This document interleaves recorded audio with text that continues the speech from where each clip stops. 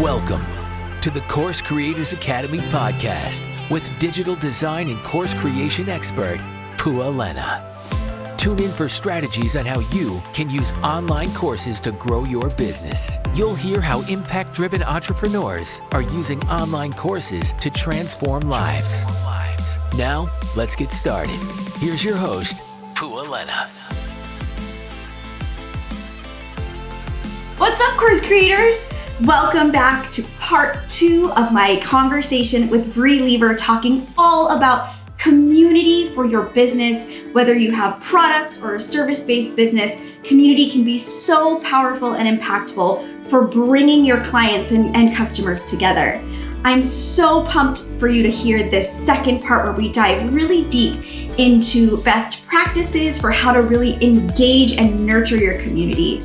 Without further ado, let's jump in. The whole community thing, I think, either is underutilized or misunderstood by, a lot of our clients. So I build a lot on Kajabi that has its own community platform. Mm-hmm. And what I find is those who are successful with that platform they're doing exactly what you're saying. They're training their people to go there. And it sort of, do you think it sort of requires a little bit of training and sort of like normalizing the habits of going to a space that is intentionally created for what you're interested in versus a space that's actually like intentionally created to pull you away from everything except for whatever people are paying for to put in front of your face? Absolutely. By design, you kind of have to say, like, is this like a valuable enough thing that it's like worth someone like devoting attention exclusively to our platform? So it's not, if you're just trying to snag attention or just trying to like, honestly, if you have a cheap product, don't do it because it's not a big enough thing that people are going to want to like contribute their time and attention to. Then like the social media sphere is probably a better fit. But if it's like, no, we have like a cohesive vision around the value that we want to provide people. And like when they show up and honor us with their attention, we feel really confident in the value that they're going to receive. And that builds over time, but it starts with a lot of work around the content that you're providing. Totally. Yeah, I love that. And it really shifts, at least for me, it shifts my perspective on not wanting to just be on Facebook because I'm relying on the chance that people are just going to see it because they're already there. Mm-hmm. Because even if they are seeing it, they're seeing it in a very passive way. Yeah. Right. And that will sort of foster chatter rather than conversation. Exactly. And that's the thing is like, if you're trying to create conversation in your content. So if you're doing that well, and I do know some groups are doing that well, like people only go to Facebook for that group, right? Like that's what you want. But in that same breath, the second that they've finally, you've reached it, you've reached the goal. They are going to Facebook in order to go to your group. But the chances of their attention getting snagged to somewhere else are so high at that point. So it's this like everlasting conundrum of like, if that's what you're after, at the point that you finally reach it, you like don't get their attention because it's being snagged somewhere else. Right. Oh my gosh. And so is this, so coming from the girl who just started a Facebook group, it's okay. It's all good. I have a Facebook group too. It's not useless. I will say it is free, right? Like I think the other thing is a lot of times, especially newer entrepreneurs or people who are just trying to implement the advice that they're learning elsewhere. It's an option, right? And it's free and it's a place where people are. And so I'm sure, as you said, like there's a way to do it, right? And my question is, if we are looking at so let's say there's a paid program or a product where people who just customers of the product are invited to be in this space that is curated, it's intentional, it's thoughtful, it's moderated. And in order to sort of bring people to that space, we do want to be part of the noise, essentially, right? And saying like, hey, we're over here too, look at us. Is there value in creating like an open space for people to come and learn about your product and be a part of a community around a specific topic in, let's say, a Facebook group, than when they are a client or a customer of yours moving into a different space? Or does that, what are your thoughts around that? Did I even explain that well? I feel like that was confusing. Oh, maybe I can try to reflect it back. So the question is there value before you like launch a full community for like in a dedicated space for them? Is there value in like starting a community that's based around more of like a topic or just like a piece of what you're doing? Is that fair? Yeah. Like basically it's like the free Facebook group for people who you just invite them in if they're interested in your industry. And then the paid group for people who are just clients. So I know a lot of people that do that. Yes. Yep. No, definitely. And it all sort of speaks to that funnel, right? Of like, there's an initial like level of relationship where people are in. Is your community purpose to gain exposure and new members, or is it more of like an internal, you're trying to foster that depth within the community itself? It's tough because the only difference that I see between these two is that there is some sort of like some level of commitment that they make, sort of like initiation, whether they buy your course, they've bought a product, they've like become a top customer by X, Y, and Z standards. And that initiation, I do understand creating a community to again, snag more people, generate more awareness. What I've always been interested in is that top group of customers, the ones who are willing to go through the initiation ritual. They're willing to buy the product. They're willing to, and the reason is, and this is like a fundamental concept that I always come back to, 80% of your revenue is being generated by 20% of your customers. It's the 80-20 principle, or the Pareto principle is what they call it. And it's this phenomena that happens all throughout life. So even down to like plant life, like 80% of plants come from 20% of the seeds that are dropped into the soil. Wow. And if you look at your data, it will generally reflect these same buckets. So my thought is, instead of when you're focusing on the bigger group that's less engaged, but you're hoping to snag more people, that's focusing on the 80%, versus my philosophy is like 80% of my energy should be going to this top 20% of people. So neither are bad. I'm always trying to cut out, like not cut out, but like recognize, like if I focus 80% of my energy on this 20% who is generating 80% of what I'm doing, that is going to be in the long term way more beneficial to the growth of my business than trying to please everyone, trying to snag everyone, trying to appeal to this, trying to move everyone who's in this 80% like 1 degree farther. Like focus your energy on the top. Oh my gosh, this is huge. I hope that people listening to this are saying, okay, yes, I hear you. I agree. It's not wrong to have these two spaces, but really, like, I think you're so right. And it comes down to, so I used to work for Yelp. I was an intern for a year, and people would come up to me at these, like, we would table at different events in the community.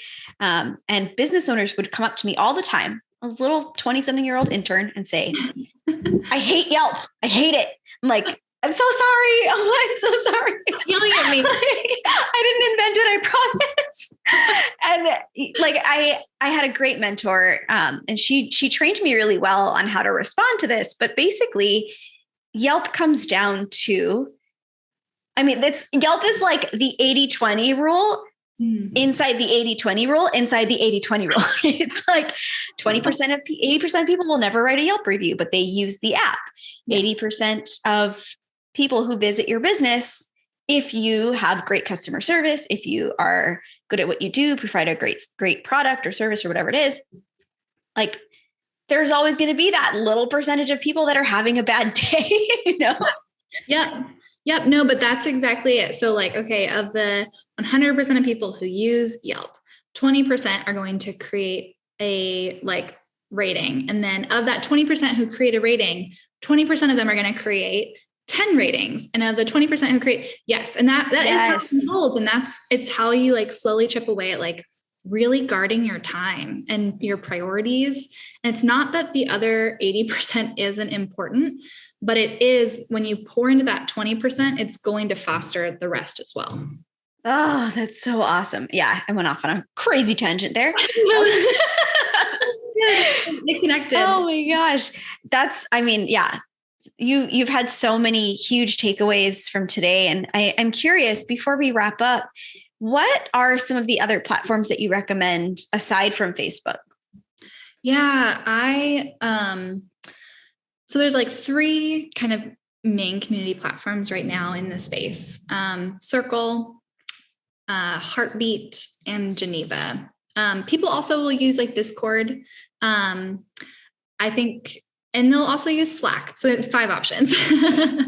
I've used Circle for like several of my community builds, and it's been my favorite so far. And part of that is the simplicity of the platform. It's really simple and like easy to use, easy for your users to use. And when you're asking them to adopt a whole new technology, which that's like a pretty grandiose statement, but like when they're just used to only going to Facebook, like you are asking them to adapt to a whole new technology.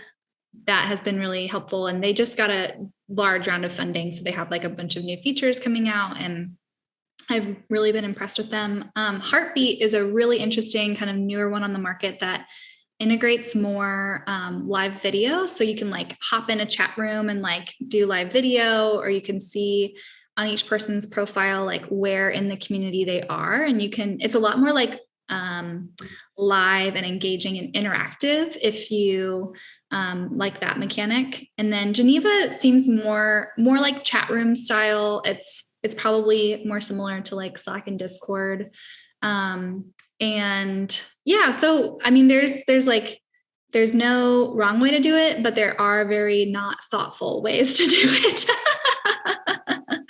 I would just say, kind of doing some research and experimenting with the spaces. Almost all of them have like a free trial where you can go in and check it out. But I've really enjoyed building communities in Circle specifically. Awesome. Yeah, that's probably the one that I hear about the most. Mm-hmm. And yeah, like, again, this is a world to me that is fairly new, which is why I'm so excited to talk to you today and learn all of this from you. And I feel like we're definitely going to have a part 2, because I feel like there's just so much more that we can dive into. But for someone who's listening, who, we have a lot of course creators, obviously, who are listening to this, and a lot of the audience is most likely in the beginning stages of creating a course, maybe still just thinking about what this looks like, potentially even, sitting at their job thinking, this is my vision for my future. What are some first steps that I can take to making sure that I'm creating an environment that nurtures the communities that I hope to have? So what would you say to somebody who may just be thinking about either their business or the community aspect of their business, and, potentially they don't have their 5,000 customers yet for a focus group, but they do want to take some steps to get started? Yeah, it's funny. The first thing that came to my mind is it's very full circle moment to the start of this episode. But truly, one of the challenge that I gave myself when I started my business was I'm going to have 100 coffee dates in 90 days. And I think that if you commit to that, like whether that is your customers or people who could be your potential customer, 30-minute coffee, it can be virtual, but if you challenge yourself to 100 of those in 90 days, I promise you are going to learn so much about your customer. Like that challenge, I kind of revisit it. Like I've revisited it multiple times because I just gain so much value from connecting with others. And especially when that's in the context of you're searching for your top customer. they will emerge through that exercise. So it's not easy, but it's definitely worth it. And it will give you what you need in order to move forward. My gosh, I love that. Is that a challenge that you run with your clients? Oh, that's a great question. No, because we tend to do the focus group because they're like big enough, but I do get to speak with their customers through the focus group, which is awesome, but I should work that into the metric. It's an exercise that came out of a book called Designing Your Life, that I used when I was in that transition time, but phenomenal book. If anybody's looking for like ways to kind of guide their career path and experience. Awesome. Oh my gosh. I'm thinking about like the logistics of that. So you're definitely having multiple coffee dates in a day. Yeah. Yep. But it's 30 minutes, so it's like, and for me, I started it in the pandemic. So it was all virtual. I think I only had people that were in person, and I would always ask at the end of each coffee. So for me, I would ask, like, I've loved talking with you. As I share my vision for what I'm after, is there anyone who comes to mind who I should talk with? And that really begets more coffee dates, first of all, but it helps connect you like through the chain of customers. So if you're thinking about that from your customer perspective, it's like, man, like you have such interesting insights into what we're building, what we're creating. Is there anyone else, as you hear me talk, who you think would really benefit from speaking with me, or who I would benefit from speaking with? Oh my gosh. I love that so much. And to me, I'm really into challenges that sort of feel like they push your limits a little bit. And that sounds, I'm going to say the word overwhelming, but I'm going to mean it in a positive way. How can you run 100 miles in a month? Well, you chip away at it, right? You don't run them all in the same day. Right. So that it actually sounds really fun. And it sounds very approachable if we use Zoom and not, needing to do all that drive time and stuff. Yeah, no, it's doable. It's doable. It takes intentionality, but you just kind of get into I had like on Mondays, I would send out new emails to everybody. On Wednesdays, I would follow up with everybody and be like, hey, did you get my email? I'd love to chat. Oh my gosh. I mean, you just kind of get into your flow, and then before you know it, you've hit it. And then you reward yourself, like we talked about this call. You go for a spa day. Yes. Oh, that's awesome. And I'm sure it almost sounds like, the new age door to door. But you're not selling, right? You're just connecting with people and having a conversation, which I think is so awesome. Yeah. And I always have questions written beforehand of like just an outline and a sort of guided template. And you never know where the conversation's going to go, but if you treat it as an exploration and discovery journey, you will find out a lot about your customer. Oh, that's beautiful. Oh my gosh, this has been so amazing. I am definitely going to hit you up for a round 2 if you're up for it. But I had so much fun getting to talk shop. Yay! I know. I think this is such a crucial component to just being a business owner in general. It doesn't matter if you're online, brick and mortar, physical product, digital product, service-based.